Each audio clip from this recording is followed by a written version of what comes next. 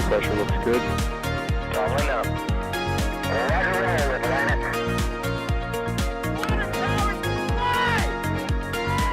Flight outside of speed off. Yikes. You bet. Okay. We don't need any more of these.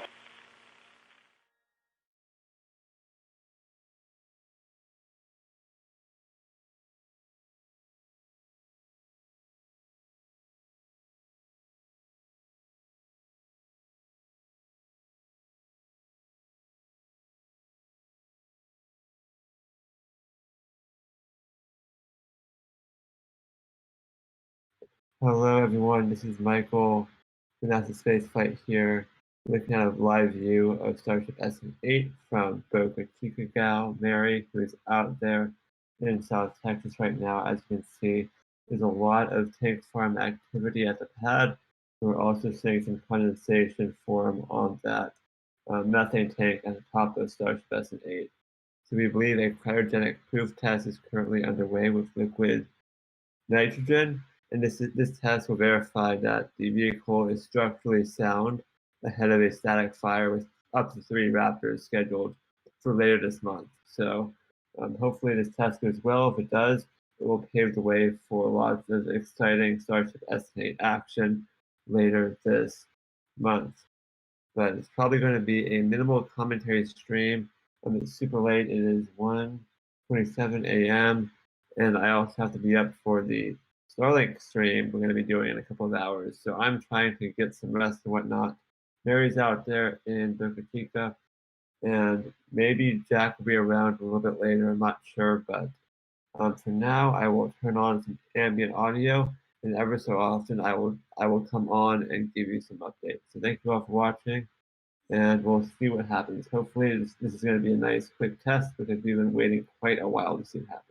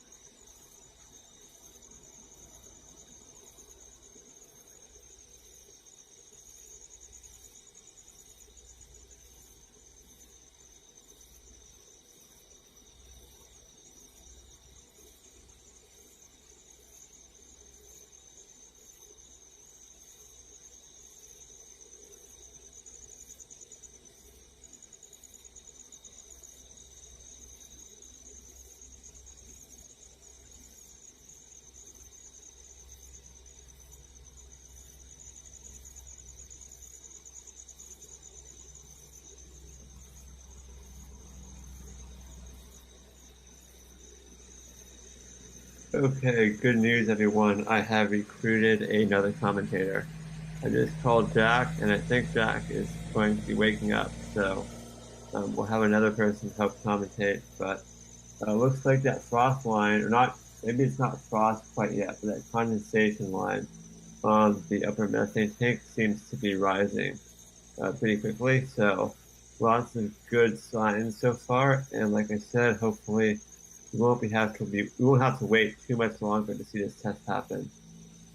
We've been on for maybe 6 hours almost waiting to see when this is going to happen. So they did an ambient proof test first where they fill it up with gaseous nitrogen and make sure there's no leaks. And now they're moving on to cryogenic liquid oxygen or liquid nitrogen.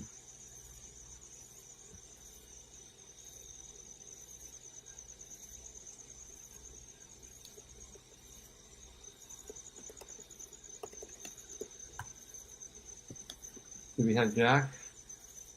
What's up? What's up? Can you hear me okay? Maybe not yet, but we should have Jack soon. I think he's getting set up.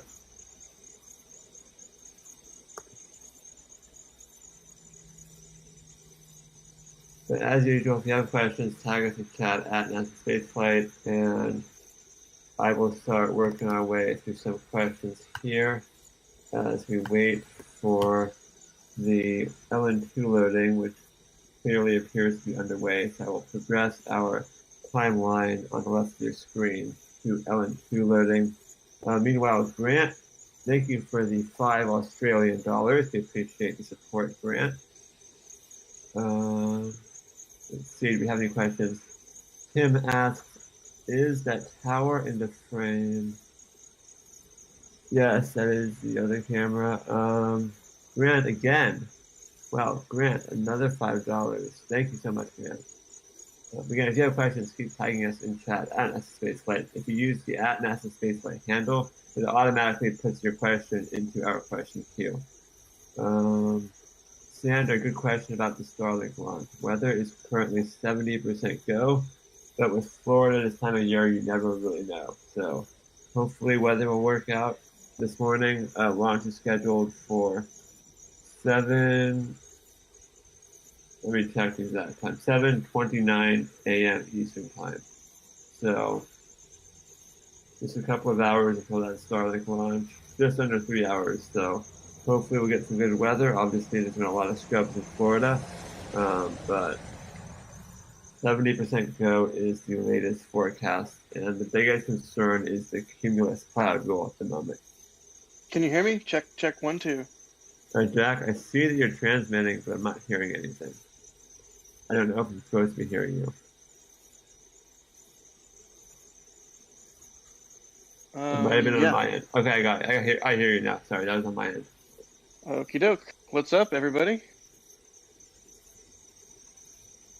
Yeah, chat's saying they're hearing me. Yeah, I was not hearing you. That was my bad. All right, let's. Oh man, I've been so used to the 7.1 test tank streams. I almost said, let's pop this thing, but no. That is not what we want. That is the exact opposite of what we want. We want to see this thing successfully pass cryo tests. And look at that, the methane tank up there is already condensating. Look at that. I'm late to the game here. Sorry about that. What were you doing when I called you? I don't want to talk about it. Did you fall asleep on me, Jack? You know what, Mike? We're not. Can I call you Mike? I don't really care. We're not. You can tell me whatever you want. We're not. Sometimes I can stay up all night forever. Other times I fall asleep. You know what? Can't win them all. You know. And tonight, it's easier for me to stay up babbling than it is to stay up waiting. So I'm glad that there's signs of activity and we are getting well into it here. I can't believe how quickly it started happening. I think you can actually see some condensation on the liquid oxygen tank forming now. But I saw that what happened was I saw basically the venting we're seeing now from behind those 3 vertical water tanks. And I thought, well, maybe we should go live soon. So I tagged you in chat. And then all of a sudden, like within a minute, there was condensation forming on Starship. And I was like, okay, I can't wait. I'm just going to go live immediately. And then I called you. I'm glad you called. Yeah, so anyway,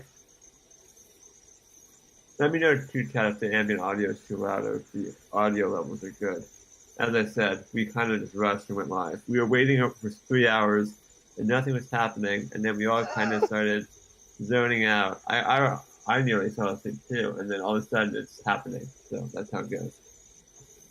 yeah, as usual, props to Mary for being out there and having eyes on what's going on so that we didn't miss anything. Oh wow. So let's see. I mean, SN8. Let's get this thing tested and hopefully it passes. Everything goes great and they can get a Raptor on it ASAP. I mean, or 3 Raptors, I guess, right? Yeah, right. I'm still curious to know if the first static fire is going to have 3 Raptors igniting at once, or if it's going to be just a single Raptor static fire first. Yeah, I'm really curious about that too, especially because I think Elon tweeted that they're going to do two, like the tweet that Elon said, there was something about 2 static fires. I'm slightly sleepy, but I remember something along the lines of him saying that there's going to be 2 static fires for SN8. So if that's the case, maybe they both are 3-engine static fires because one would be from header tanks and with a nose cone, and one would be without. But there's a lot of variables. The first one could be just a single engine Raptor, but honestly, what is the point at this point of doing a single engine Raptor static fire with one of these vehicles? They should have, they've done that 3 times with 3 different vehicles now. Throw 3 Raptors on there. Let's see some progress. That would be really cool.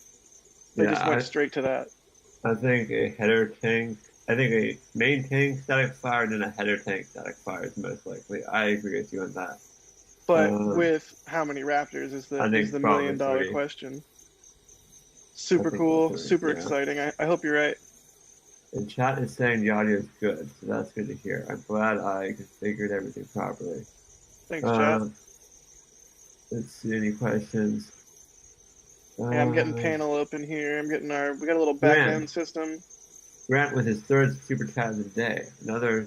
That makes 20 total Australian dollars for Grant already. Thank you so much, Grant. We appreciate it a lot. Claus with €5. Stay awake, Jack, Michael, and Mary. It's going to be challenging. It is currently 1:38 a.m. for me and Jack, and the Starlink launch is at, I think we're going live for the Starlink broadcast at 3:30 a.m. our time. So I don't think I'm sleeping again between now and our next broadcast. But hopefully this cryogenic proof test will be done before the Starlink launch. We don't have to have 2 broadcasts going, but we'll have Dawson to help anyway. Yeah, I mean, realistically, I hope you have some coffee or whatever your stay up late beverage of choice is at hand. The good thing I totally don't have class at 6:30 a.m. Is that opposite talk? Do you actually? I actually do. It's not going to be fun. And then I have class at like 10 a.m. So I can't just like go to sleep for 8 hours after that. I have to wake up again. Huh. Oh, the joys of tank watching. Right now I'm feeling fine, but talk to me tomorrow morning or tomorrow afternoon and see how I'm doing. And it probably won't be going fine. Yeah, 12 hours from now, or 24 hours from now, because tomorrow technically it's 1:30 a.m. Michael. So don't forget, tomorrow is what is that? Wednesday? Is it Wednesday already? What's going on anymore? No, tomorrow is Wednesday. Wow. What is even $20 from Cheney. Cheney says, "Stay awake. I just got off work. Go SpaceX." Thank you so much, Cheney. And then, Grant is just killing it today. That's another 10 Australian dollars, followed by another 5 Australian dollars. Grant, you are the man. Thanks so much, Grant Huckstad. Sounds like you're saying Huckstad, but no, it's Huckstad, which hopefully I'm pronouncing that at least somewhat fairly. Yeah, Dougal, and one of our members, Dougal, in chat. What's up, dude? Saying bull snort, which you can see there that one of those tanks, one of those vertical tanks sort of near, is that even coming from a tank or is it just a vent near those tanks? Either way, if you look at Starhopper's right leg there that's red, and then there's that black vertical tank, there's what we call that bull snort, sort of a double diagonal venting action going there. Sometimes we interpret that as a bad or trending It actually got negatively frost, sign. sorry. Oh, look at that. So Yeah, we're I wouldn't already worry. like plowing I through wouldn't our worry about timeline here. That's good to see. I mean, they seem to have a good round of pressure testing yesterday, and hopefully that means tonight they can just kind of jam through it and get it done. Get a Raptor on there and get SN8 flying. So this frosting point on our timeline is basically the entire test. It's kind of hard for us. With like a pressurized failure test, we know it's pretty clear when they're pressurizing it to failure because they shut off all the vents and just let the pressure increase internally. But with a proof test where they are not planning on failing, they're constantly venting throughout the test, so it's a lot harder for us to know when they're actually hitting it with the thrust rams and whatnot. There are 3 hydraulic thrust rams below the vehicle. They will hit these thrust. Well, I guess it's not a vehicle yet. Once it gets wrapped with a vehicle, but there are 3 hydraulic rams below the thrust section of the test article that they use to simulate the force of a Raptor engine. And at some point during the test, when it's all filled up with liquid nitrogen and pressurized, they will turn on those hydraulic pistons and make sure the test article is structurally sound. But we don't, it's really hard for us to know exactly when that happens. So that's why we can't have a indicator on our timeline, because we're not going to know exactly when it happens. But anyway, Yeah, we'll continue. Go ahead. it'd be really nice if each of the 3 hydraulic rams had like a little red light on it or something that would be blinking while it was activated. But oh wow, Grant Huckstad again with $50 Australian. Thank you so much, Grant. We really appreciate it. But you're killing it tonight. You're single-handedly paying for our data on this stream. So thank you so much.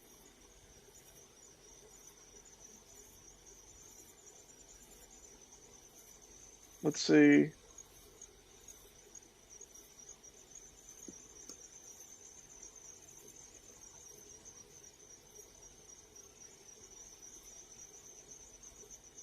Harry Young asking about the flare-like vent to the right of Hopper. Yeah, I don't know if that's new or what, but it definitely looks novel to me. You know what that makes me think of? Previously there was sort of event that would happen and cause like a yellow cloud around Starhopper. We saw them recently take one of those vertical tanks down out of the tank farm.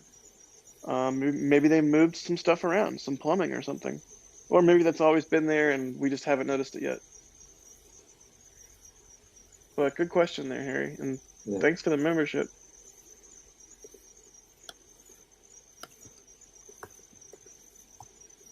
Michael, I'm hearing a lot of clicking and whatnot on your end. Maybe turn your sensitivity down a touch. Copy. That's because I'm technically. How Thank you for dare that. you? How dare you be operating a computer while you run this live stream? I mean, come on, man. Let's see, Sander. Thank you so much for the €5. They say appreciate y'all. We appreciate you, Sander. Charty Van Reel. I'm really sorry if I'm butchering your name, which I almost certainly am. But thank you, Charty, for the €11. They say, shall we nickname SN8 Flappy Bird or or SNATE? Perhaps that keep up the good work as well. Thanks, Mary. Yep. You were typing like crazy over there, huh, buddy? Yeah, that was me intention. I could have thought that through better, but I was doing some tests. Let's see if it's better now. All right, cool.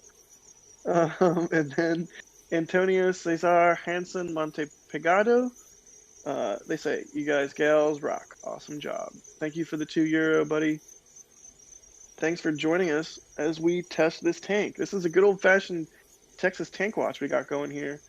I mean, hopefully everything goes fine and there's really not much to see other than a little bit of frosting. I'm gonna need to like go to the store and get cupcake mix and make a bunch of cupcakes. All the talk of frosting. I can only say the word frosting so many times and not eat a cake, Michael.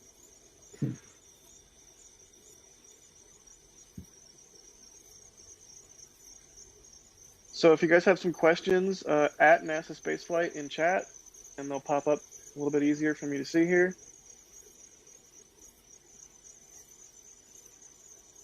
Dude asks, what bar are they trying to reach? We're not sure.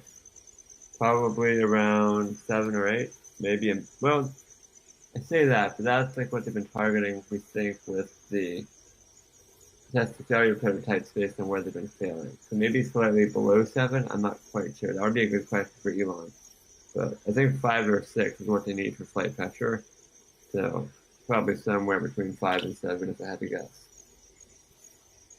I think 8 is like the 8.5 is a factor of safety they need for crewed space flights. They want it to be able to withstand up to 8.5 bar, maybe a little bit higher, but they don't necessarily need it to hit that to perform a flight. That's just basically your extra margin for safety.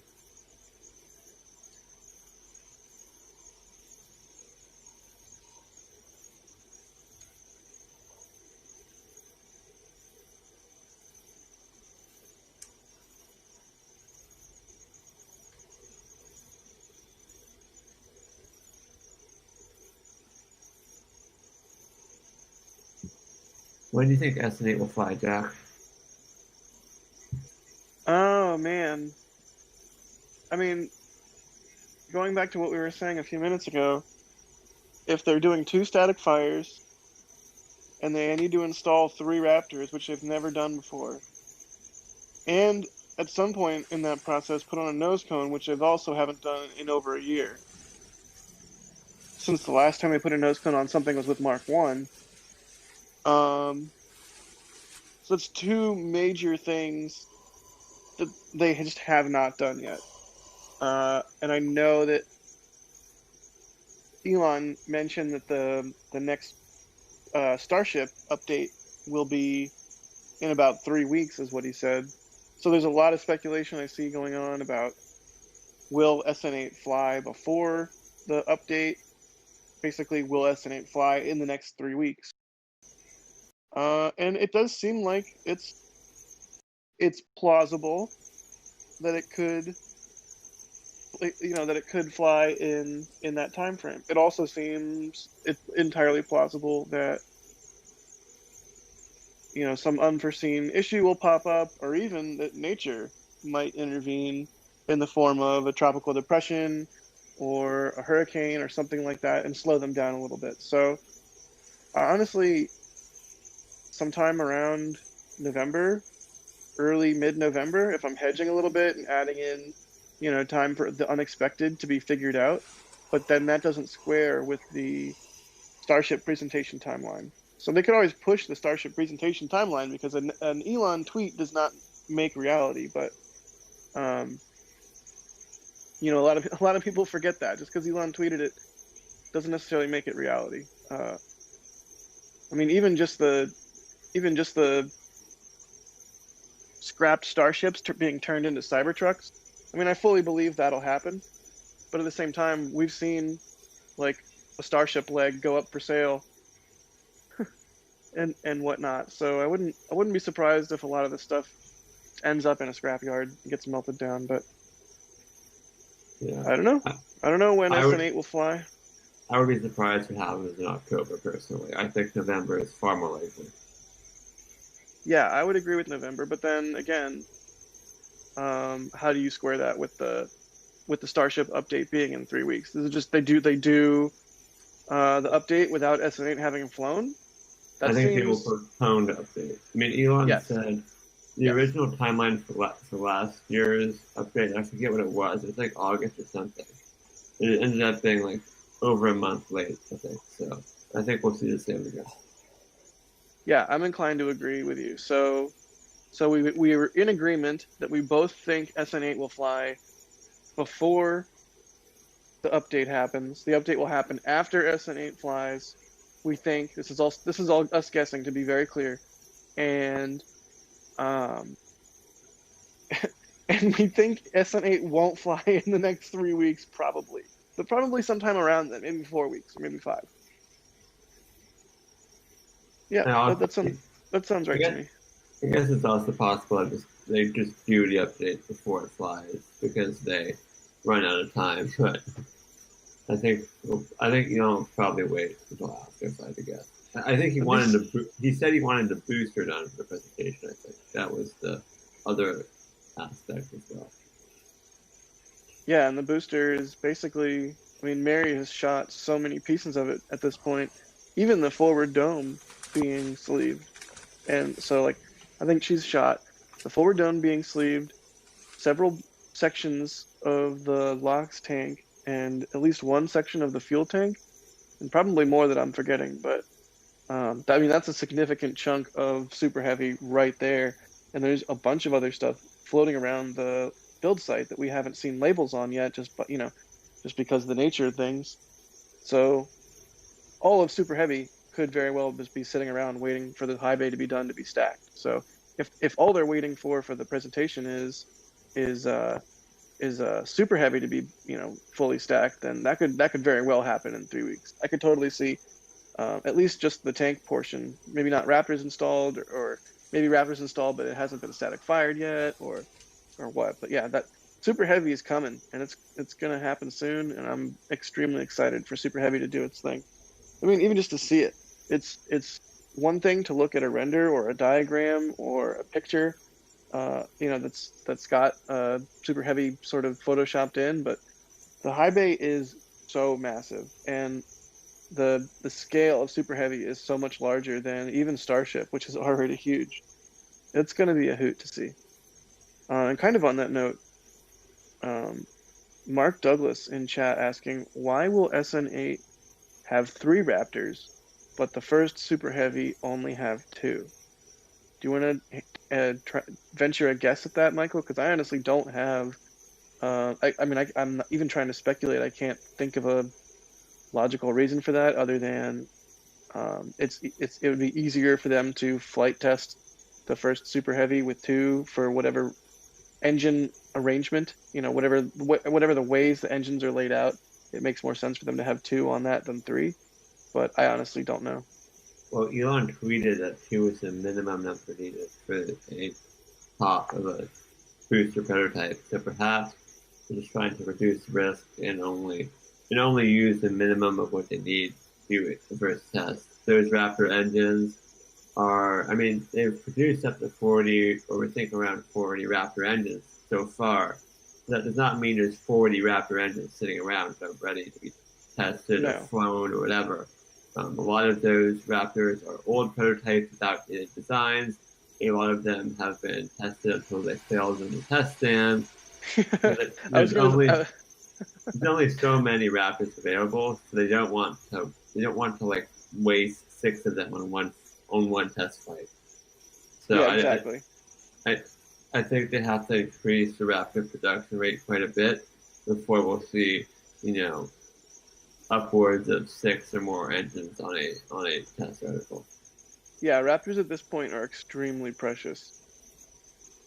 And I mean, I think they cost like $1 million or $1.5 million. So, and they've said they've made these prototypes super cheap. I don't know the exact cost, but a Raptor is a significant portion of the overall cost of a test article.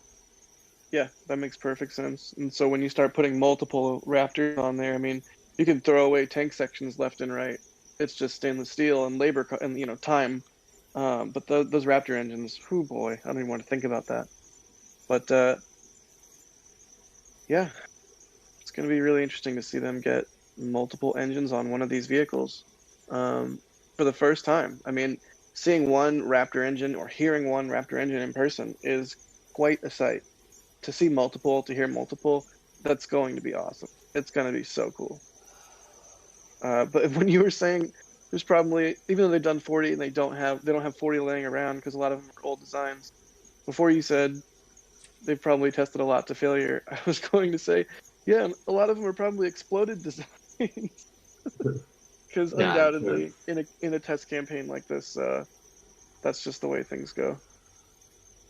That frost line has not increased much. I think we can see maybe 2 frost lines, one at the bottom of each tank, but not a whole lot of frost increasing. We're not seeing much condensation coming down from beneath the vehicle. I'm seeing maybe a little bit, but usually when they get it pretty sold up with the night shade, we'll just see condensation pouring off of that atmosphere at the base of the colder. Not quite yet.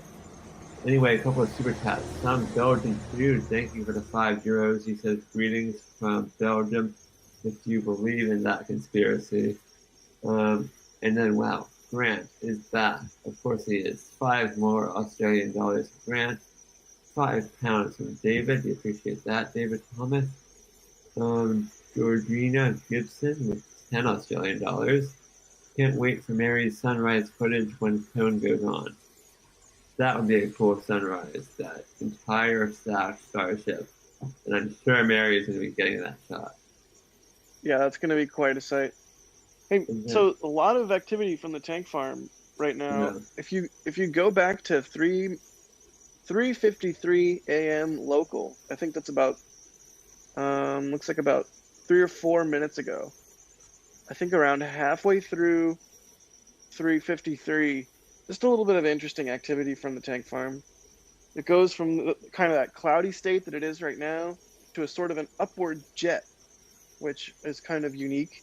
I don't know if we've seen that yet.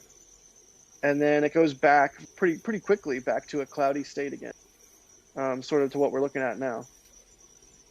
I don't know. Just thought that was interesting. I'd point it out. And then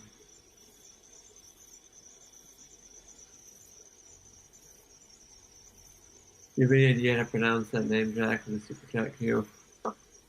Anna. Did that echo? Animania cards? Jack, I'm halfway through your headphones.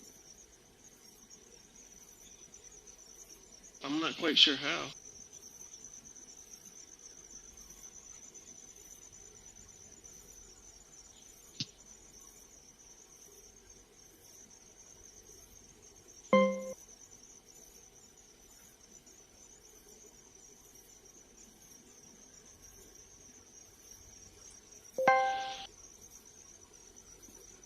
Check.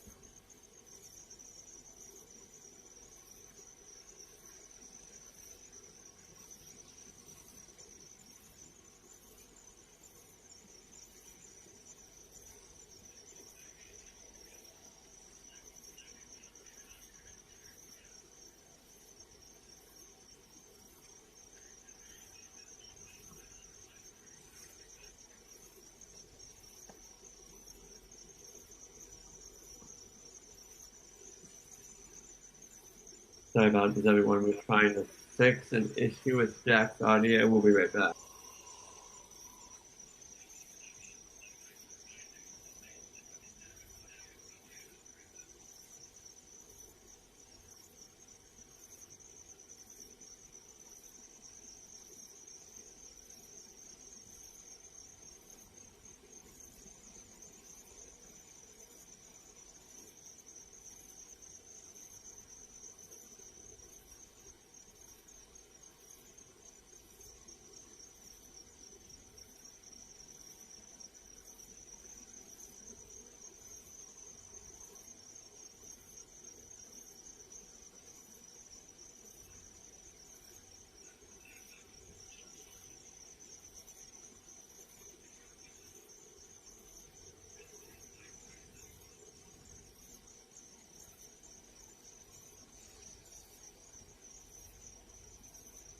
So we're trying to figure out what's going on with Jack's audio. I don't know what the problem is, but when I talk, it comes back out of his speakers or something with his headphones. So we're trying to figure that out. Apologies for that issue. But thank you for the membership, person whose name I do not know how to pronounce. The Animanian cards, maybe? I'm not sure. Why does the Raptor vacuum have a larger nozzle than a normal Raptor? So the Raptor vacuum, I'm still getting that to Jack. The Raptor vacuum has a larger nozzle because when you're in a vacuum, you need to you have to expand the plume more to get the most efficient burn, basically. But when you're at sea level, you have to have a smaller nozzle because you get flow separation if you expand the plume too much because there's so much air pressure outside the nozzle.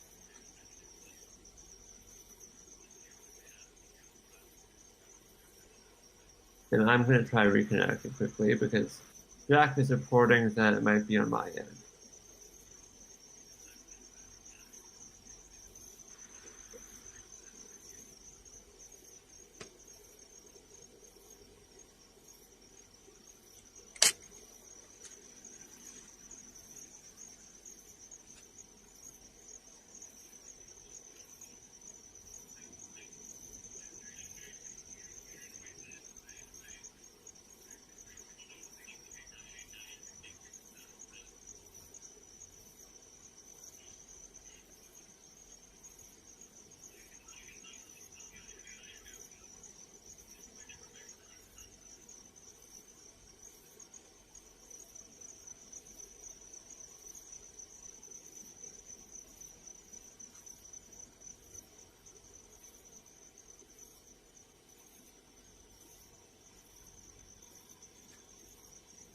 So it does look like that Frost is not making much progress.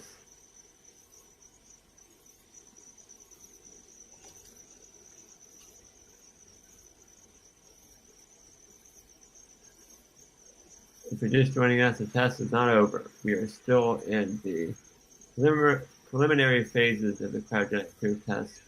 We should see it get quite frosty, so it should be pretty cool to see, but you have not missed much yet if you're just joining. Yes, Dougal, we're having GSC issues with Jack's audio right now. That is a good analogy. 1, 2, 3, 4. Echo? Okay, Question mark? that sounds better. You fixed it. What the heck? I literally did nothing I hadn't already done 4 times. Do you have a TV playing? No, I don't have any audio playing around me, and I wasn't doing anything on my computer. The only thing that was happening was my AC was turning off and on intermittently, but it had already done that a whole bunch. It hadn't said anything about it, so Yeah, go figure. It didn't sound like it was coming. It was coming. It was definitely coming from your computer's microphone. It was not the AirPods. Weird. Well, go figure. Hopefully it stays fixed, and if it doesn't, chat, be sure to let us know. So yeah, like you said, if you are just joining us, test is not over. We are normally, if we thought things were going to be ending, we would see what looks like a double vent. There's 2 vents now pointing directly at us, which are not active. So normally we would see that sort of double vent action when they are depressurizing the vehicle. They may be detanking, but they could always retank if they are, but we don't know either way if they're retanking, tanking, holding, what they're doing. What we do know though is there's no horrible double vent, so the vehicle is not depressurizing, which is a good thing, which means testing continues, and which means we will stand by and watch for more frosting and more action from the tank farm, and, do our tank watcher thing.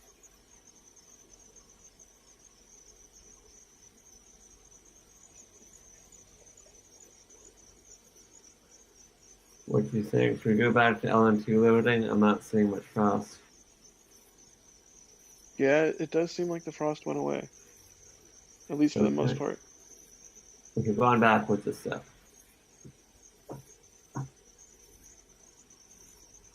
Which is quite normal if you've seen this happen before. It does seem like they sort of let the tanks get cold before they pour in a ton of liquid nitrogen, so it might take a bit before they start really filling this test article with liquid nitrogen.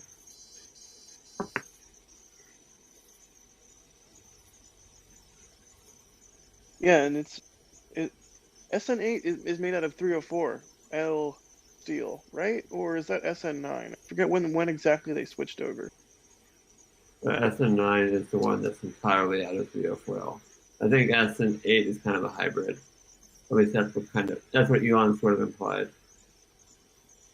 But that sort of means 304L gets stronger at cryogenic temperatures, right? So it would make sense that they would want to sort of cool it down, condition it sort of, and get it ready for a full up test. Yeah, I think that's probably fair. I'm not sure. I think they would want to do that anyway, maybe. I'm not entirely sure. They definitely do it with all the ground support equipment.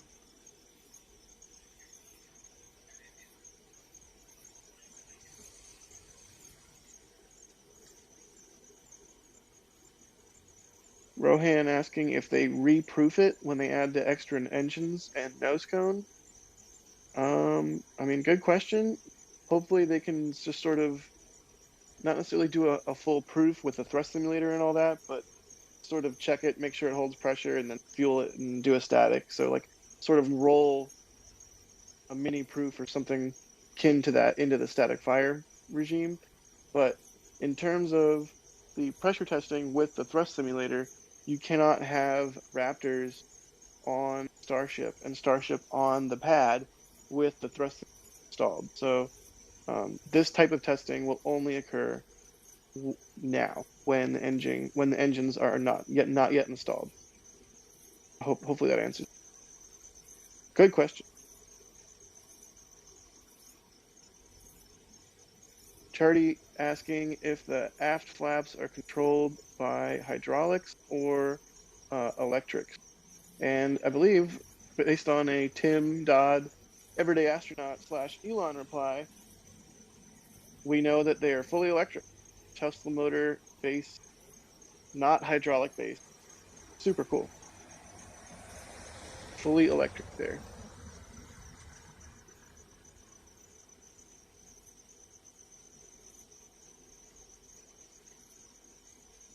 Give me a second. I'm creating our next stream link, which is now scheduled for less than an hour and a half from now. So,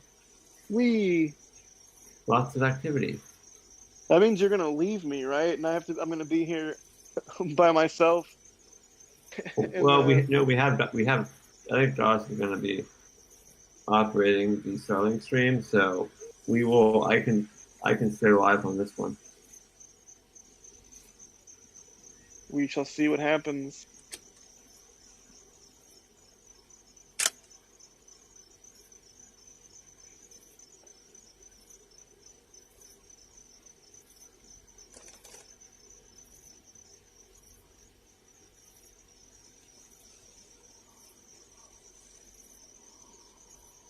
Google asking, do you think we'll ever see a Starship prototype completely covered in frost like the test tank did? What do you think, Michael?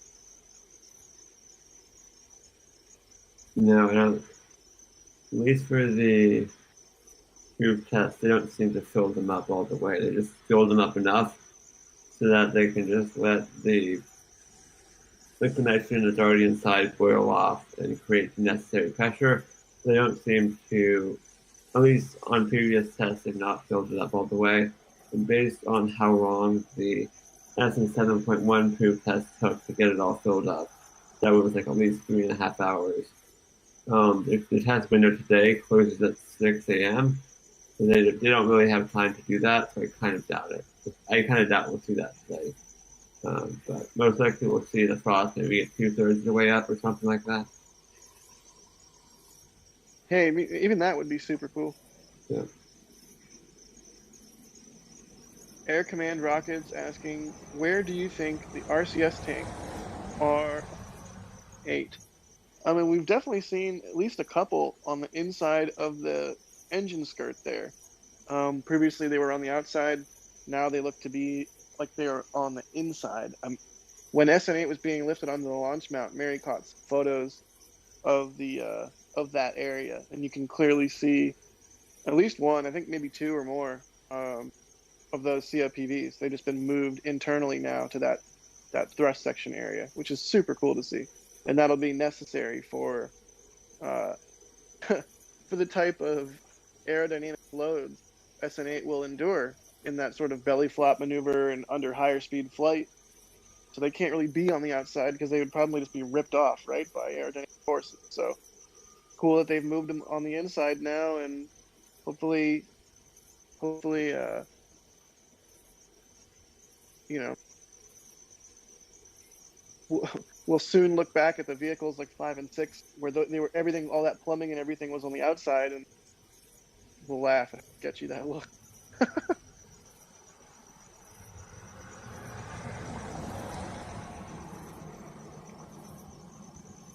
Adrian Beal asks, are the hydraulic thrust rams pushing in all of a sudden like a battering ram, or is it sustained pressure from below? That's a really good question. I mean, if you think about launch, right? That's kind of a sudden application of force. I mean, the engines go from off, and the thing is under gravity, to suddenly the engine's pushing up the bottom of it significantly as as it lifts off the pad. So, I mean, I would guess sudden, but I really don't know. A very good question. I mean, in my head, it would make the most sense to sort of design a pushing regime for the rams to go through that sort of mimicked what you expected the forces of launch to be. And you would have like a full... We might have just lost the video. Oh, no, back. And it's back. And it's gone. I think that's just another modem coming online. Sometimes when we get another modem, the broadcasting unit freaks out for a second while it decides how it wants to allocate the data. So it looks like it should be stabilizing itself here. Excellent. So yeah, if first stage flight or second stage flight or whatever, if the flight of the vehicle is expected to be 5 minutes, orbit insertion burn is supposed to be 5 minutes, then maybe they design a pushing regime 5 minutes long, and pushing the hardest during max Q, and that sort of thing. That would make a lot of sense. That it's not just a binary off on. All right, it's full of liquid. Turn on the rams. Okay, rams on. Okay, turn them off. I bet there's a whole lot of science. But good question, Adrian.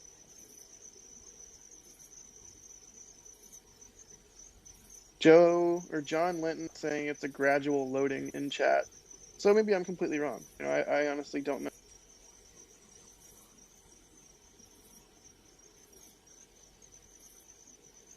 Micah, they do throttle down at max Q, but I think it's also the phase of flight where the forces of the vehicle are the most, right? Yes, that's correct. Aerodynamic forces are the most. So, I mean, I could be wrong. Maybe that's not when they would want to push hardest with the ram. But yes, you are correct. They throttle down. Yeah, and John Linton in chat saying max Q is maximum external loading. So yes, in force. The Google Maps imagery is kind of embarrassing, honestly. Say that again? The Google Maps imagery is kind of embarrassing. Of Boca Chica. Yeah, I wish they would update. I mean, it's it's still just dirt, right? There's not even a tank farm. I mean, it's not like they have a lot of Earth observation satellites these days or anything. It's not like Google. Does Google still have a stake in one of those companies, or do they sell that off? I think they sold their stake in Worldview.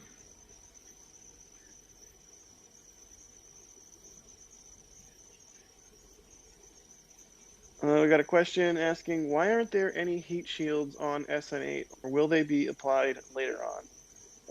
SN8 doesn't need it, I think is the short answer there.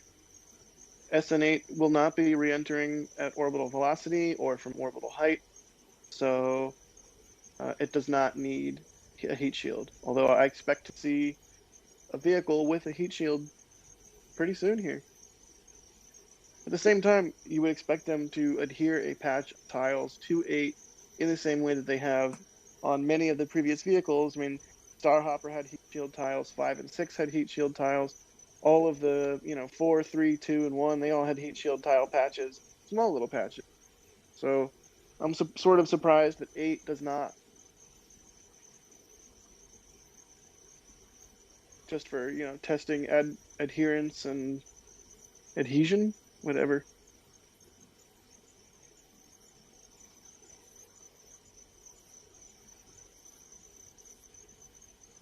Benjamin Walski asking for an update on what has already happened.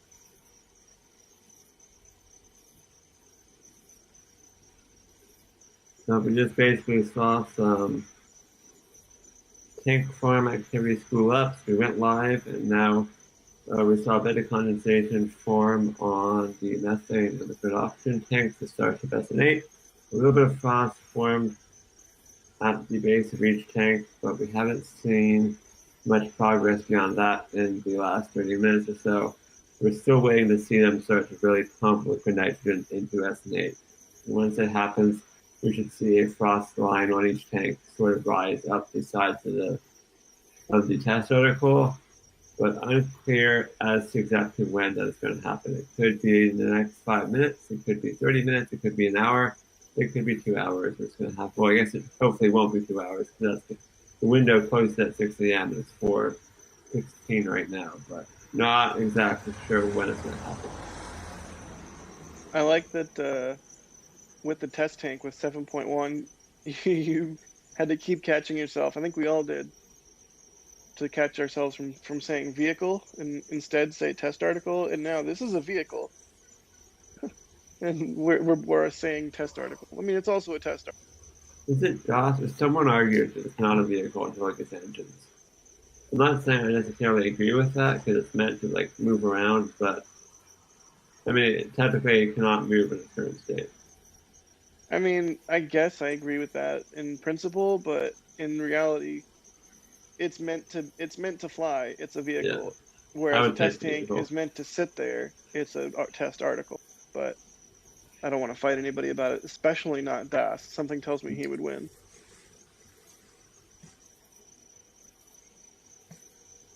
Adrian Bile, right? Bile, getting corrected in our members Discord. I know. I just like to get names right. It's like if you're gonna take the time to watch our feeds, super chat us and be a member, I'm going to try at least a little bit to get your. Hopefully that's correct.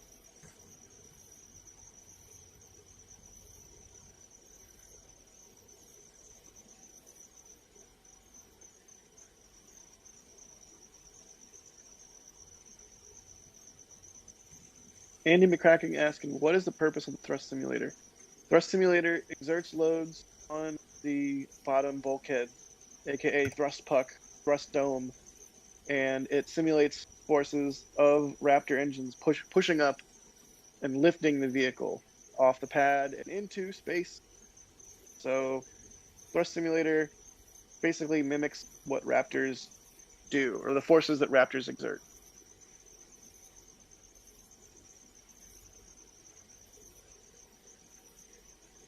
Shiva asking if we think the battery pack contains new cells that they mentioned at Battery Day. I sincerely doubt it, Shiva. They've said that they're super constrained on those. I bet that just has a off-the-shelf Tesla battery packet. But who knows? Good question.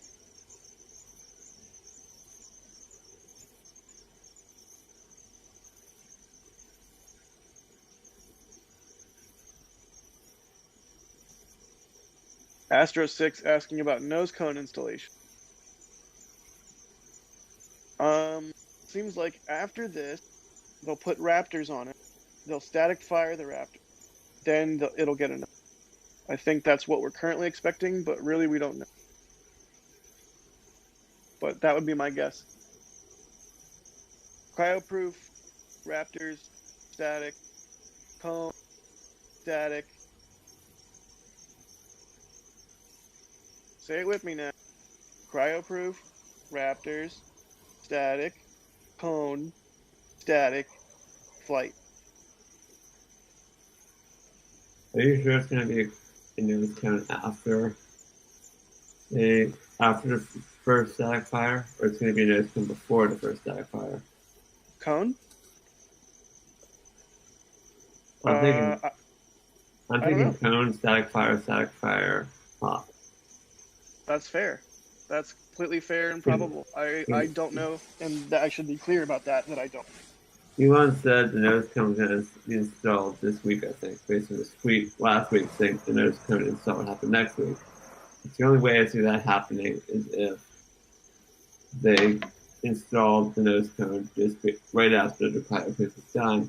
That being said, we have not seen a nose cone at the production site get the forward fins or forward flaps, whatever you want to call them yet. So Yeah. I think it's unlikely we're going to see a nose cone install this week. I think it's probably at least a week away. But that being said, I think that those show that there's a chance the nose cone will be installed before the first static flight. Two questions that raises. One, do you think that the fin get put on the nose before the nose gets put on 8, or do you think the nose gets put on 8 and then it gets the forward fin? Not sure. I think Because the nose will have. I think it'll be like SN8, if I had to guess, where it arrives at the pad with the flaps already attached. yeah, I mean they could always fold them, I suppose, and make it easier. But I was just thinking, it seems like it would be way more annoying to try and stack that cone on there if it had flaps on it and was more of a sail. But That's true. and then Oh yeah, and because then you the have to stack it. That's a fair point. And then the other question that raised was, or point, I guess, point, not question. So one question, one point is normally when a raptor is on site, Mary gets eyes on it. So we have not seen several raptors delivered. That does not mean it hasn't happened. Does not mean there isn't raptors floating around site that have just been there for a while. But in the same way that you're citing that we haven't seen a nose cone get flaps, we also just haven't seen a bunch of raptors floating around site. So who knows what the next step is? I'm definitely curious to see where they go from here.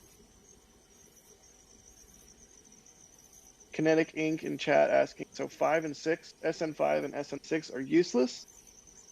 Sure seems like it. I definitely am really glad I went out and saw SN6 fly. I feel extremely lucky to have gotten to see that, because if SN5 and SN6 only end up flying one time a piece, that's a pretty special thing. Especially if now we're into the territory of flaps and nose cones. I mean, flying grain silo. Whoa! Did you hear What's that? up? No. That was a pretty clear vent audio on ambient audio right there. Oh, I don't have ambient. Let me tweak my settings. Yeah, unmute NSS Cloud. Chat, did you hear that? That sounded pretty crisp to me.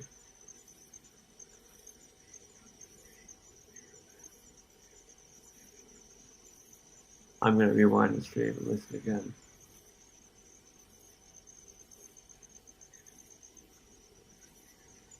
All right, I think I have it on. I don't hear anything right now, though. Would I be hearing like bugs and crickets and stuff? Yeah, from NSS Cloud on Discord. It's unmuted and it's all the way up. Huh. Oh well.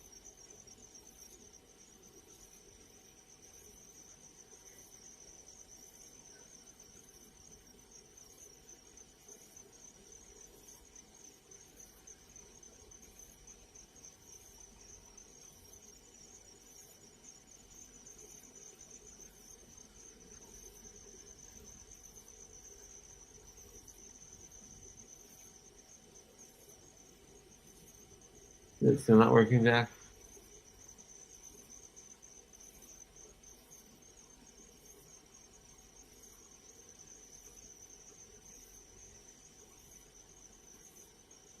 Yeah, not working. Here, it shows a green circle.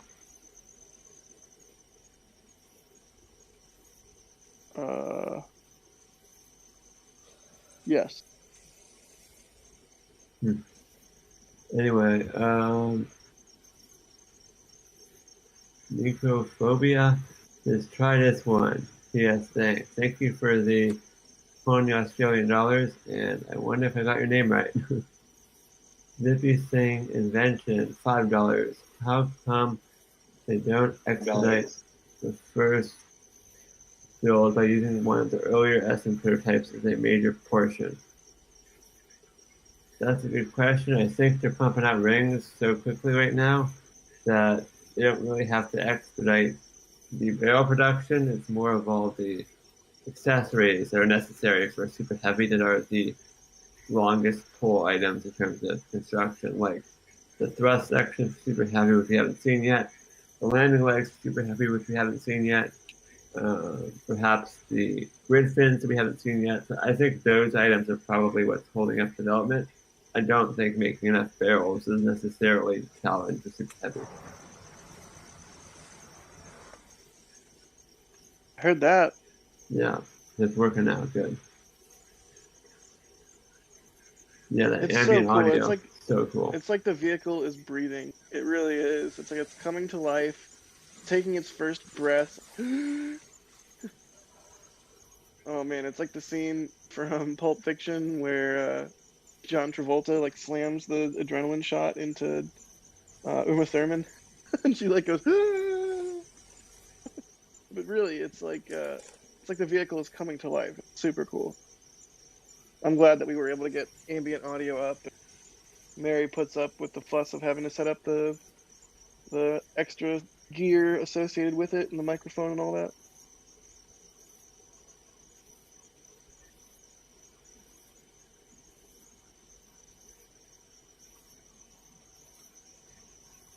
Flashberry asking, at what altitude will Starship flip upright from the belly flop maneuver? So not when you're not asking when it'll transition into belly flop. You're asking when it will transition out of belly flop into landing, aka the crazy Elon. I don't know. Do you have any inkling on that, Michael? I mean, in all the simulations they've shown, it really seems like like maybe like 1,000 feet or something. Like not very high. Yeah, hard to say. They've of course probably revised or refined their plans since that last presentation, but hard to say. That'll be something. I wonder. That's another thing. Another question I have is: will they post an updated simulation of what to expect before they do the SN8 hop, or will we just basically have to find out what's going to happen by watching the SN8 hop live? Yeah, it's a very good question.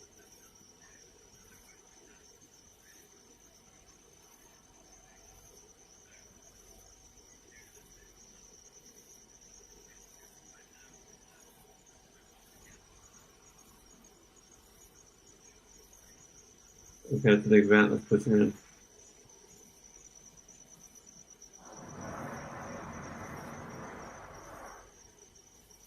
Nice.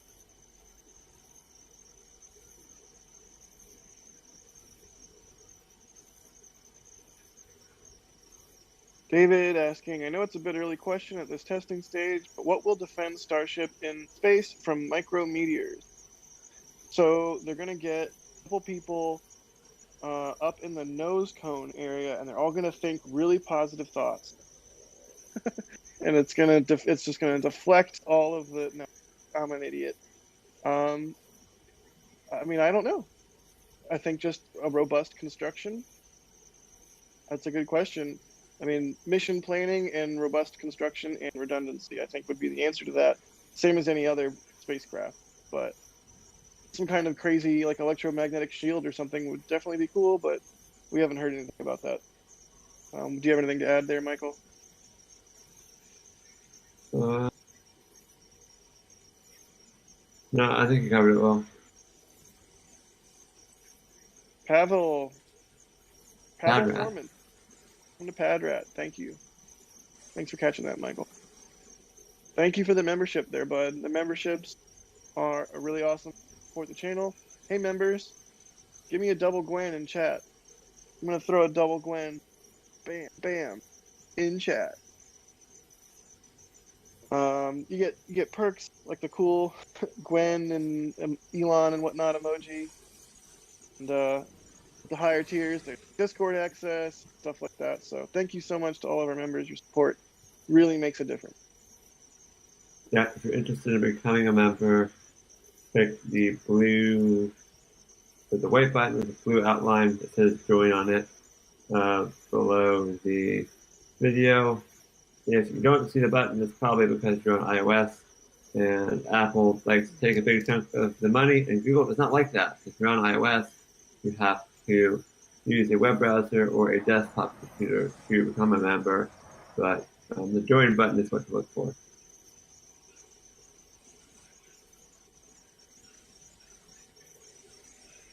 I just did a triple Tory.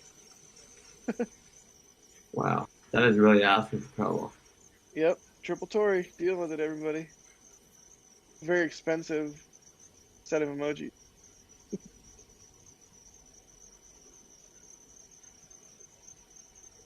Harry Stranger in chat saying the Tory heavy config. Yeah, Adrian Viola coming up with the same joke. Good stuff.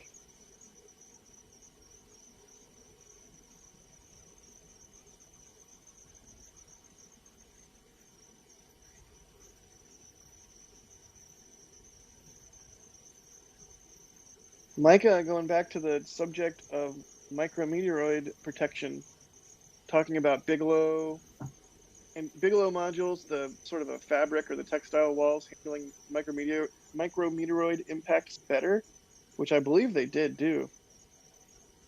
So maybe some kind of textile liner would make sense. They're speculating. Yeah, it's a fair speculation. Any kind of extra mass like that, hopefully steel would be robust enough. I'm reminded of what it was at STS-27, where there was all that heat shield damage, and the only reason the shuttle really made it because there was like one spot where there was a tile completely gone, and there underneath it there was a steel plate, didn't burn through, something like that. So your steel's robust, can handle a lot of heat. I know we're talking about micrometeorite impacts, but just again, steel is robust. So I don't know how much extra they would need, but maybe some sort of blanketing or something like that. Yeah, not a bad idea, Mike.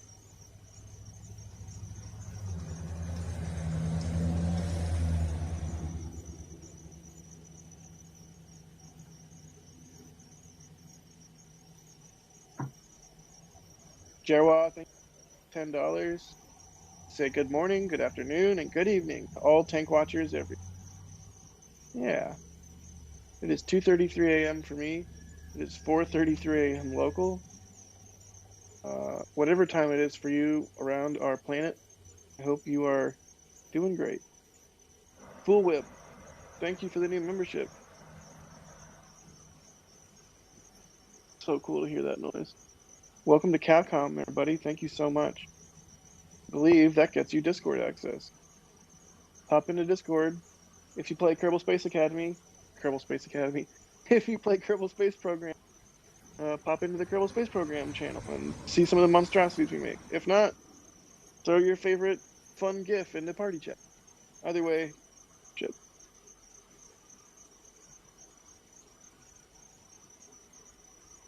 And Shardy? Oh yeah, I'm sorry. Shardy? I'm gonna go with Shardy. Thank you so much for the membership also. Also, welcome to Capcom. Pop into Discord. It might take a couple hours for that to propagate. I know some people, it's tricky here and there, but when you do get into Discord, say hey, give everyone a little wave there and say what's up.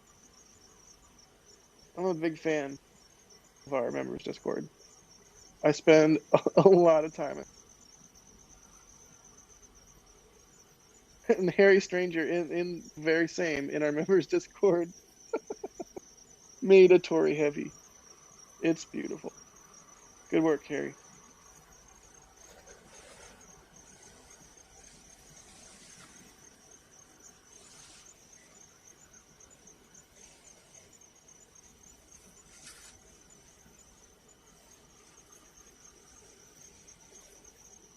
Michael, do you think SN8 will lift off with flaps in the sort of stowed configuration, or fold it out? I think folded out, but I'm not positive. Just because I think all the renders we've seen it hasn't folded out. I mean, imagine if you're trying to come up with, like, you are a SpaceX employee right now, and you are trying to write the protocols for launch Starship, and you're coming up with its wind limit or its shear limits, high altitude or whatever.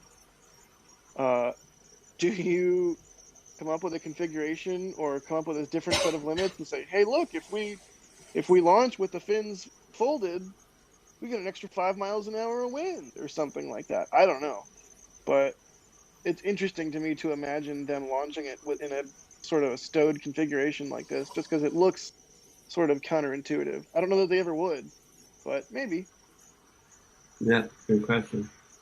classify it as plausible, I suppose.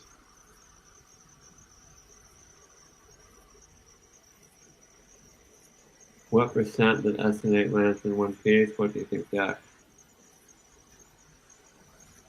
50-50. It's a test article. Oh, look at that.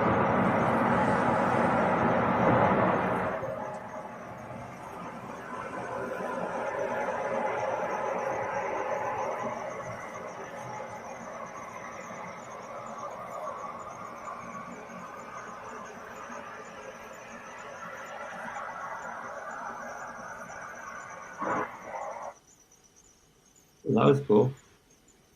Yeah, that was cool. Is that an RCS buster or what?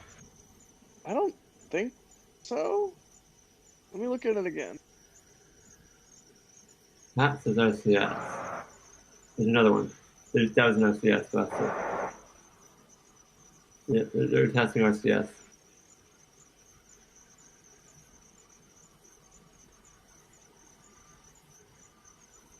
That audio is killer. Yeah. I'm so stoked. Okay, that was 4:37 a.m. I gotta note that. Note what time it is on our stream. We're 71 minutes, 72 minutes in. Just ticked over to 72. I've been wanting to, like, if I had a counter or something, or like a note that I could just put in a tag or something every so often whenever something happened. That way, whenever our streams were done, we could just drop timestamps into the description, and that might actually be a useful thing. But holy cow, that audio!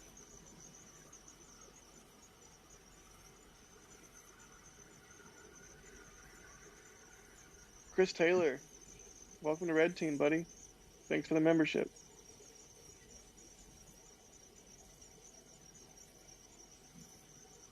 And Grant again with the $5 Australian. Thank you so much, Grant, for all your support. Killing it. I moved the timeline back to tank farm activity just because I'm not seeing much evidence of LN2 loading right now. Fair. And I mean, I don't want to call it too soon, but we usually see RCS busting towards the end of a test, but this could be totally different. You never know for sure. We've seen them before tests as well. But usually not like smack dab in the middle of the test. Is that No, correct? but you never know. Yeah, it could be different this time. I do think I see some condensation though in that At the on bottom? the test stand at the bottom, yeah. So that could be a good sign. Yeah, and if what we were talking about earlier is correct, and they are wanting it to sort of chill down, and acclimate or season or whatever the right word is to the right temperature, maybe while they're waiting for that to happen or whatever, for whatever exact set of test points they're trying to reach before proceeding, maybe while they're waiting for that, they fire off an RS test. You never know. Yeah, totally reasonable.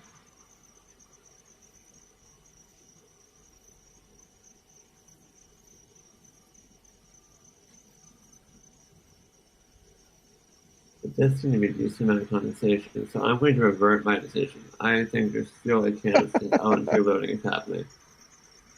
Based on we see some condensation coming from these pipes on the test stand, it looks like.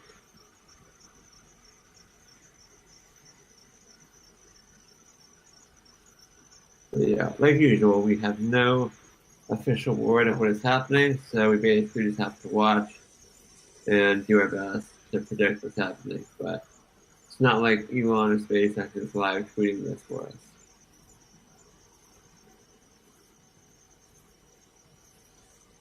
So there was that one time where Elon was watching, said our speculation was mostly accurate, which was kind of hilarious, also super awesome. And also maybe a sign that he wasn't watching very long.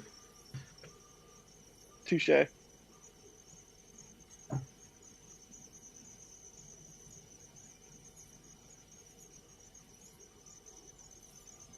Good question. How much of SN8 is tanked? So, I don't know how many rings it is, but maybe. Do you know how many rings a thrust section is, Jack? I believe 4. 3 or 4. So the bottom 4 rings or so is where the Raptor engine is housed and the landing legs. That is not tank section. Everything above the bottom 4 rings is tank section. So I that think gives you an like idea. leg skirt. I think leg skirt is 2, 3, and then the thrust section is 3 or 4. Okay. So the bottom, I'm guessing here, what, like 3 or 4 rings is skirt. And Hang then on, there's I'm gonna a bring up couple one more of rings of thrust section. Raphael's diagrams here. But you can see like a more apparent ring around maybe the lower. Maybe like a little bit less than a third of the way up is that pretty apparent ring. I think that's where the liquid oxygen tank bulkhead connects.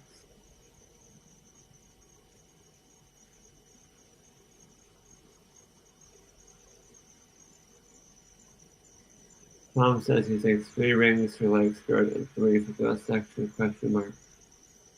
Yeah, that's what it looks like. I think that's right. So approximately 2/3 of the vehicle is tank, I think.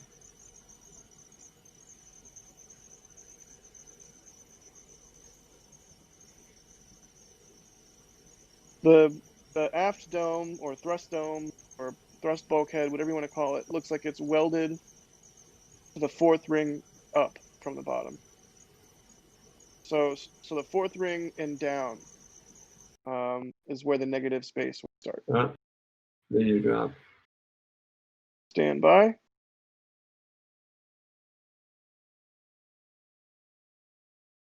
Let me see if it's on my end or if it's in the field. I don't think we've had, yeah, I got it back. That was weird. We've not had that happen before, but look at that venting. Oh God. Oh no, somebody in our members Discord photoshopped an abomination of a Tory faces on a Vulcan Heavy. I don't even know. Don't do that. What is that? I'm disappointed. Look at his venting, Jack. Oh, it's a depress. Yeah, this might be it for tonight. Sorry, I got carried away in our Discord.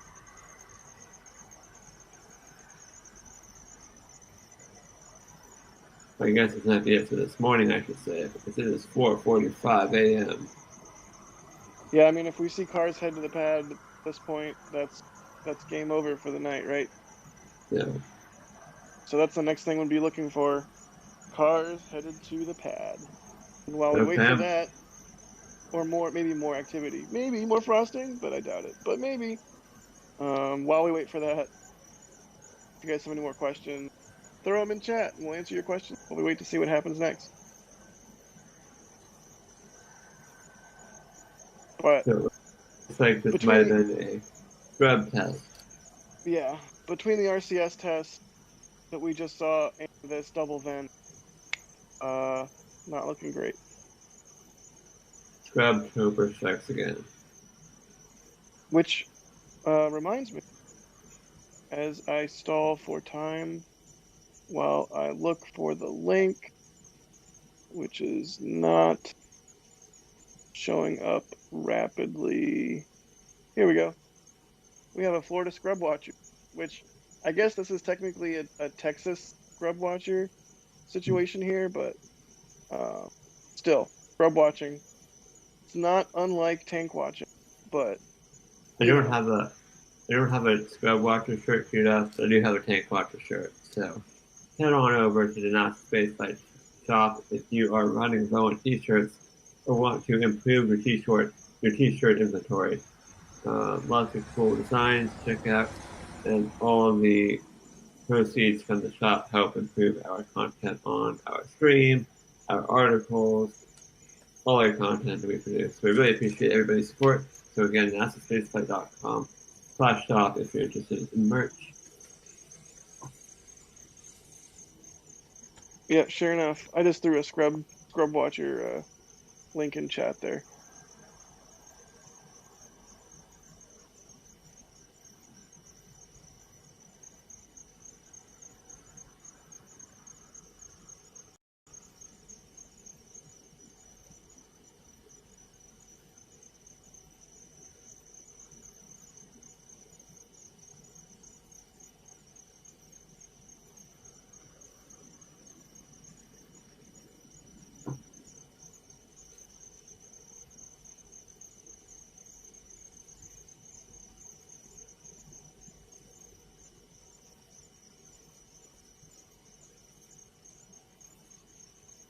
Flashberry asking, when do you guys think SpaceX will stop conducting cryogenic pressure tests?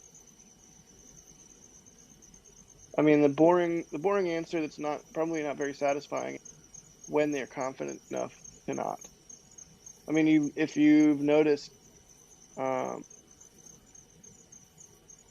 is it with some of the Starlink missions with Falcon 9? They're not doing the static fire. Is that a thing?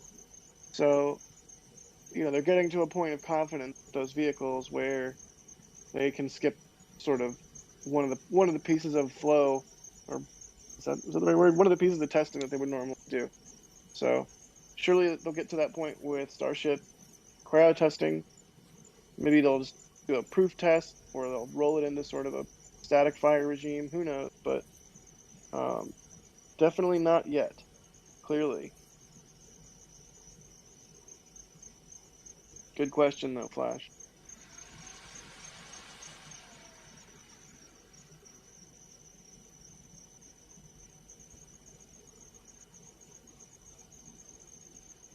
And again, the window lasts until 6 a.m. So if they have fully depressurized Starship, that's a good indicator that they might be done for this morning, but we're going to wait and see for cars to return to the pad just to be sure.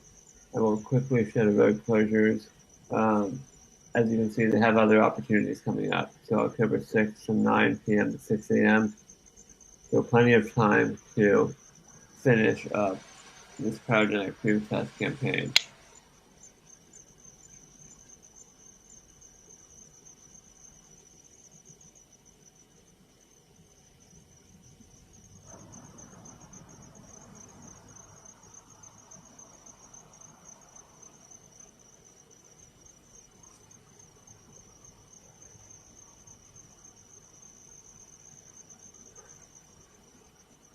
Well, I mean, that vent, the full depressurization vents that we see, you can sort of see the gas, like, buttering out, like, under very low pressure. There's almost none left in the tank. And that is not what we're seeing from these vents. They still look like they're under pressure. Yeah. So maybe not a full depress has occurred. Maybe, if I'm being really optimistic, maybe testing isn't over for the night, but sure seems like it could be.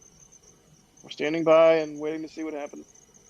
I don't know. That little puff it just did gave me the smallest little sliver of hope.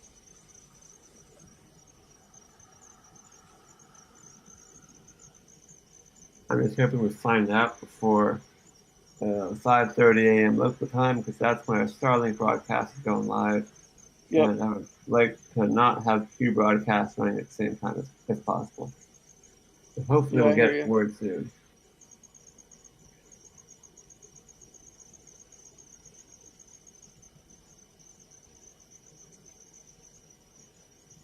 Asking, for size comparison reasons, how tall is each ring? What is the diameter?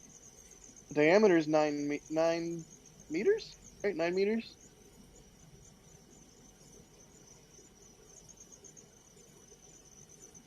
And I'm not quite sure what the height is. Like 5 feet, 6 feet, something like that.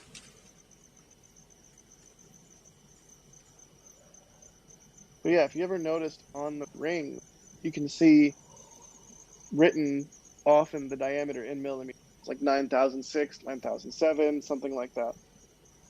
And it's pretty crazy. A vehicle that large, tolerance to millimeters.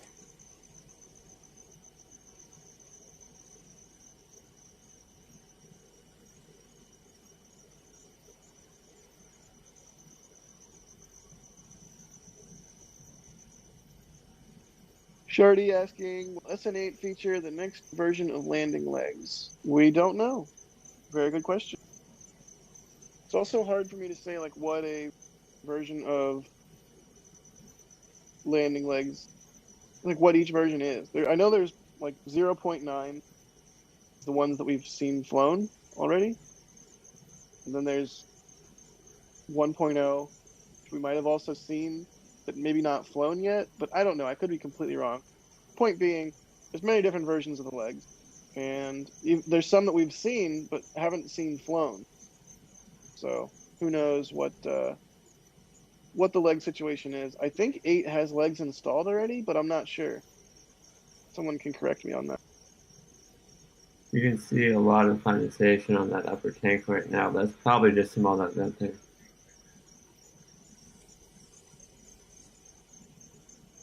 Bass, thank you for the €5.50. They're saying, thanks for streaming, guys. Tuned in after a lesson on metal property. So this is extra interesting. Keep it up. Cheers from the Netherlands. Thank you so much, bud.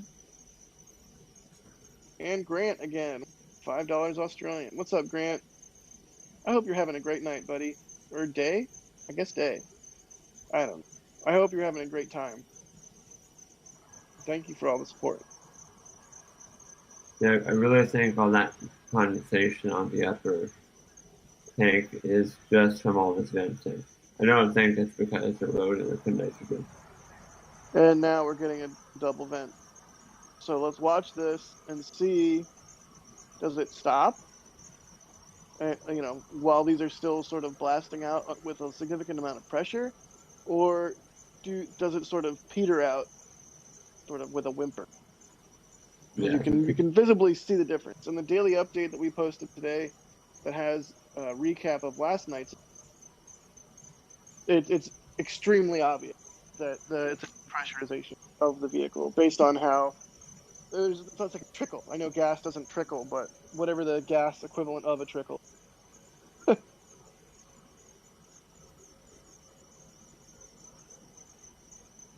Starman in chat saying could be fast fill. Starman, you should figure out how to bottle that optic, sell it at the mall.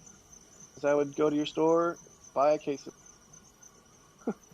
I am not that optimistic.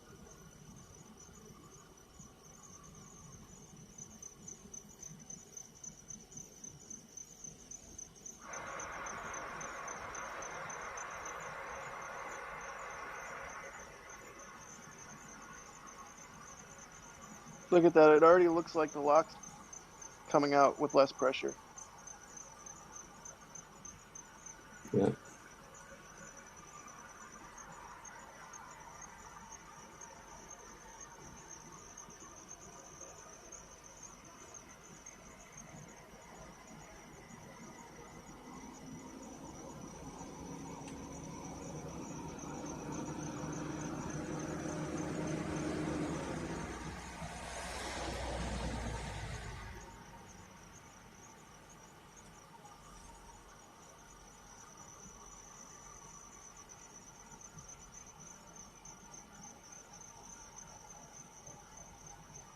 Yeah, I mean, barely a trickle coming out of the LOX tank vent now. Yeah, I think you're right about that call.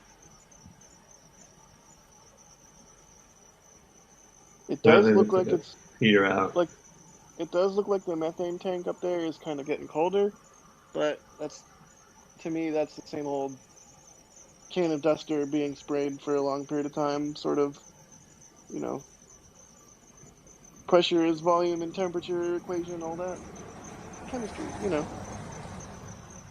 vent a lot of gas that gets colder. And look, even the methane vent now is sort of less pressure. So that vehicle but is almost completely empty. Point.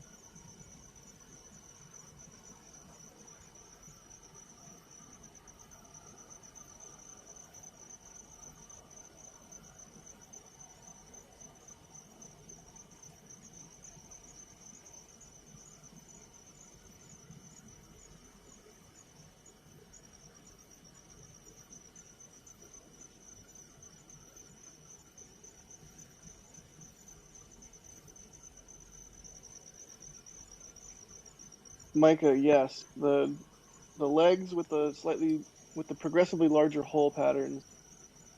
My understanding is that's basically it makes the legs stronger as they go up the leg. So they deform, it absorbs impact.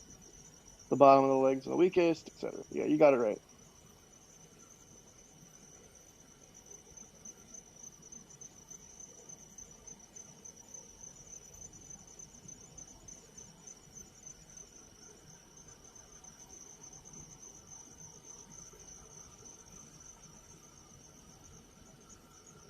Chris asking what the weight of the nose cone section is. I think we've seen some back of the envelope math that it's around, was it around 10 tons? No, I forget. Dude, I honestly just don't know. I'm sorry. I wish I had a number in the top of my head. Maybe somebody in chat will know.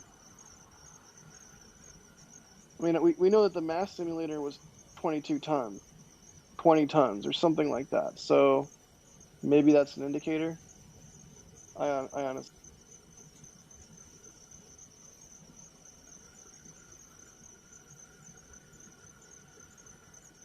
I'm looking at the weather in Florida right now for the Starlink launch, and it's pretty foggy. Start calling it Floridaburg. I know. Vanden, Florida. Ugh, I hate myself.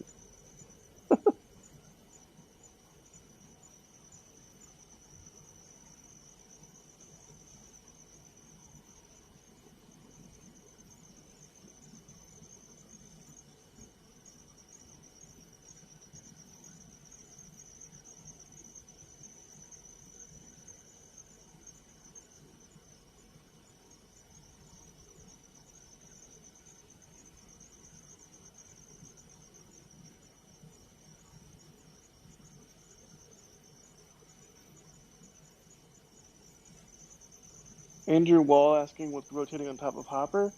That is a marine radar. Hopper, we don't know. Seems standing, but we need like a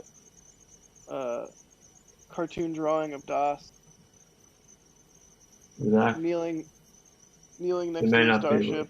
Now you can hear us. Okay, sorry about that, folks. Our streaming software crashed. Let us know if you can see and hear us again. That is my alarm to wake up the Starlink, but unfortunately for me, I'm already awake. You never slept. Joke's on you, alarm.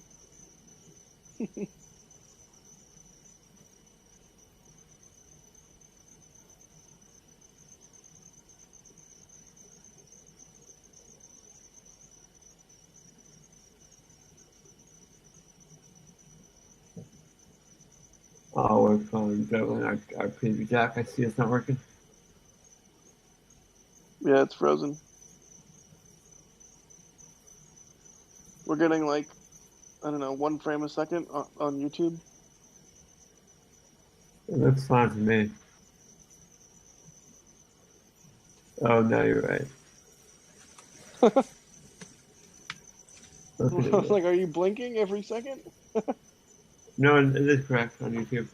People are saying it's fine. Oh, weird. My TV's just glitching out. Yeah, it's fine on my computer. God, I hate this TV. You're cut. You're cut from the mix, TV. I'm going back to my iPad. People saying it's frosted.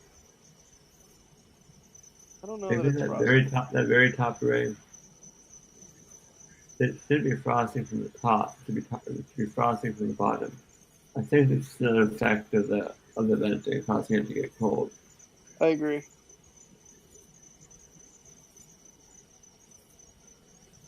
Yeah, I might not be able to restore a page jack without crashing the entire stream.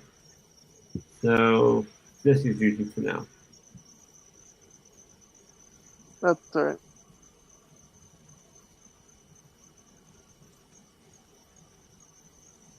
Let's see what else we got. Kevin asking why 5 and 6 have not done anything else. I wish I had a better answer for you, bud. I have no idea. I mean, the best answer so far is they built 8 so quickly that 5 and 6 are obsolete. They could not do the higher hops 5 or 6 since the COPVs are exterior and they would get ripped off by aerodynamic forces and probably a number of other reasons preventing it. So, I mean, 5 and 6 did their job, and part of their job was to just be built, to train the production system on how to build them. And because of them, 8 and 9 and 10 and 11 and 12 are all rapidly under construction now.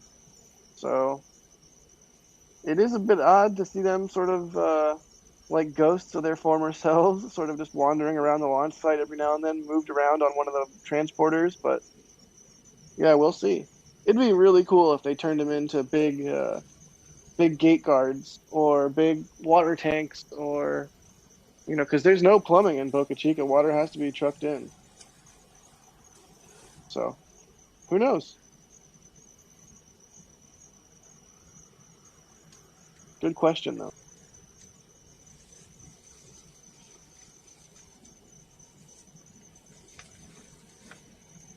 Dougal asking if the testing window can be slightly extended or is it a hard stop at 6 a.m.? Michael, do you know the answer to that? It can be slightly extended, but I think they've been advised by the county to minimize the impact to the public beach. So unless there's like a really good reason why they have to extend it, they're going to try to respect the county's wish to have the beach open during the daytime. Because the facility is directly adjacent to a state park with a nice beach. A really nice beach. I'm so excited to get my Land Rover back from the shop and drive it down Boca Chica Beach. Sand Rover.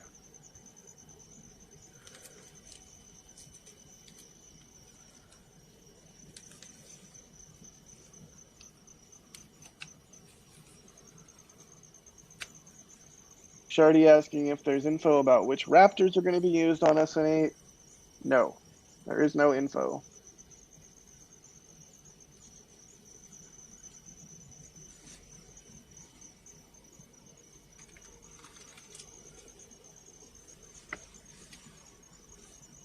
Grubx asking what's the difference between SN8 and the real Starship. I mean, right now SN8 is the most real Starship to exist, being the most recent test article. So obviously the full up version will need a lot more in terms of, well, life support if it's a crewed ship, or a chomper fairing if it's a cargo ship, or giant internal tanks if it's a tanker, assuming that's the route they're going with the tanker. I have no idea. But I think another one of the main things would be thermal protection system. And obviously SN8 has no Raptors yet, but it will.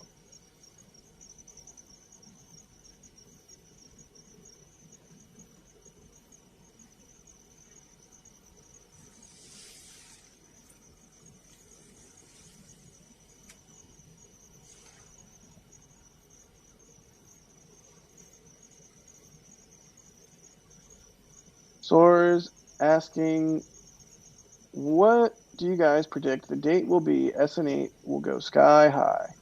Does that mean blow up? No, I'm kidding. I'm going to say November 7th.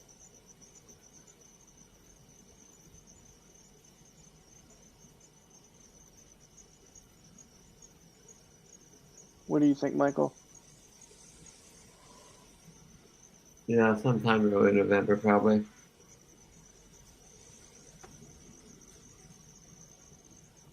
November 7th. That's my guess.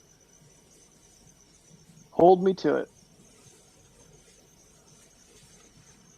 If November 7th comes and goes and it hasn't flown, I want you all to get on Twitter and drag me in the comment.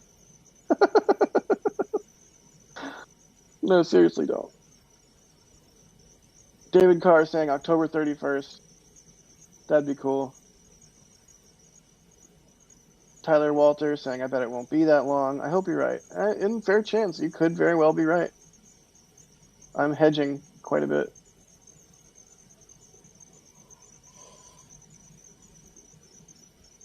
Sausage asking if the hydraulic rams make any noise that Mary could pick up.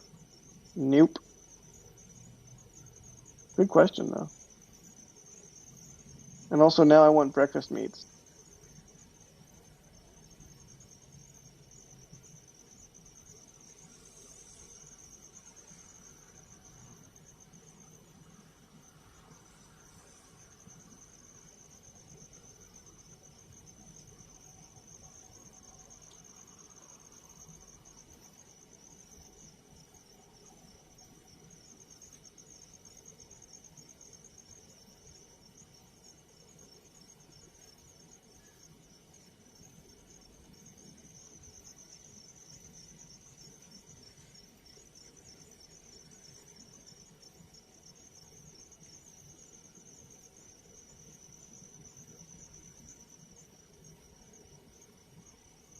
Yeah, it's definitely defrosting or decondensating.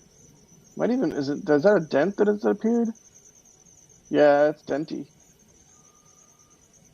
I think there's a dent right sort of smack dab in the center. 1, 2, 3, 4, 5. Like 6 rings down from the top. It looks like a dent anyways. So, vehicle's depressurized.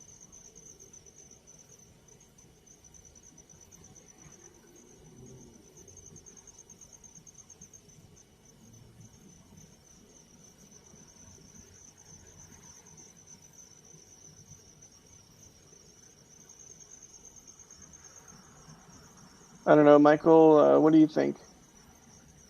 We're getting awfully close to Falcon 9 time. I mean, the vehicle's depressed.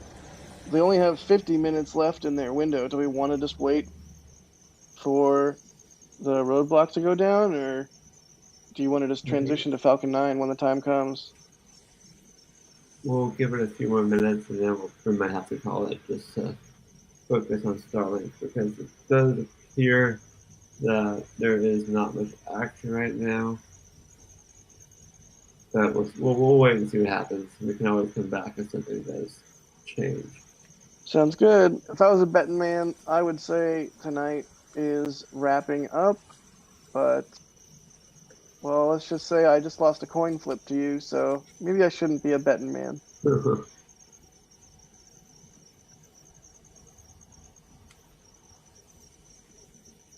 Okay, I have an update.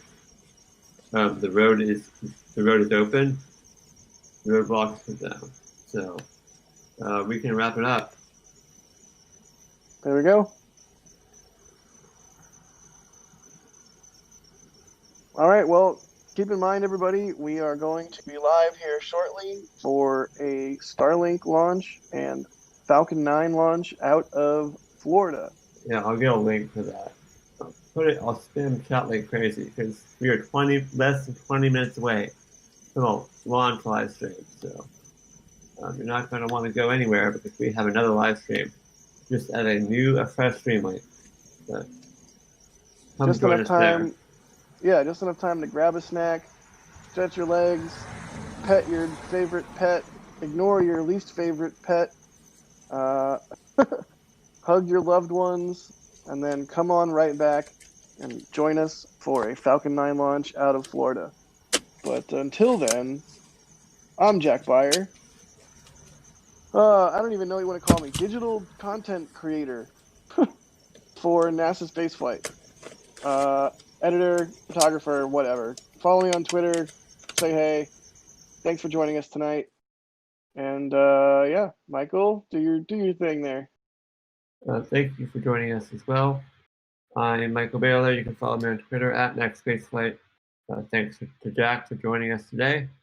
And unless you have anything else, Jack, I think we're good to sign off. Thanks to Mary for being out there Oh, and bringing us these key yeah. reviews. Very, very good final point. That was important. Follow Mary on Twitter at @BookWithKikigao. She's the one that makes this happen. So give her some support on Twitter and whatnot. Yep, And enough. we're actually about to see vehicles returning to the pad. Mary just gave us an update in our back channel. So I guess we'll stay alive for 30 more seconds so you can see that happen. But thank you all for tuning in.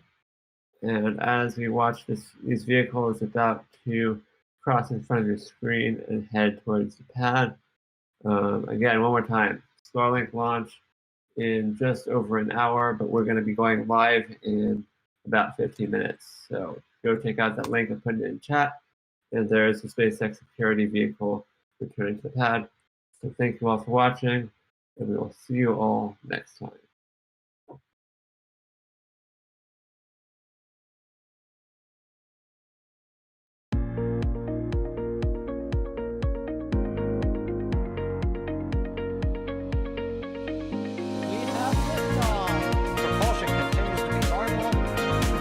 Chamber pressure looks good. Following up. Roger, roll, Atlantic. Water towers fly! Flight downside speed off. Speed off. Yikes. You bet. Concur. We don't need any more of these.